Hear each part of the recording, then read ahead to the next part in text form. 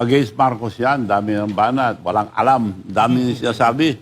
Tapos, nung inoffer yung posisyon, may budget sila 2.4 billion, bumaliktad kagad. So, anong kredibilidad niya ngayon? Nitong mga nagdaang linggo, mayroong mga pumutok na balita. Katulad halimbawa nito, si Attorney Yusek at Attorney Claire Castro, sinampahan po ng kaso ni Congressman Lian Leviste at hinihingan po ito ng 110 million na civil libel case. Sa tingin nyo, tama lang po ba yung ginawa ni Congressman Lian Leviste? Hindi ko alam kung yung sinampa, pero marami naman silang flood control. Marami silang pera yun, kaya niyang bayaran.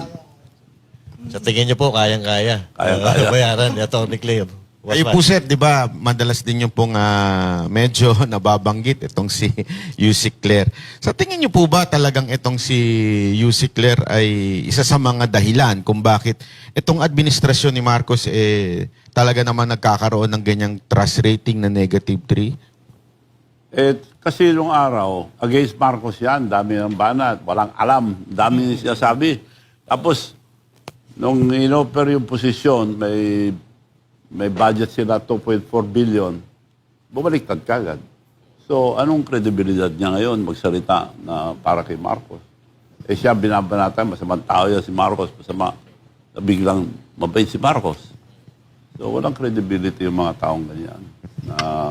Hindi na.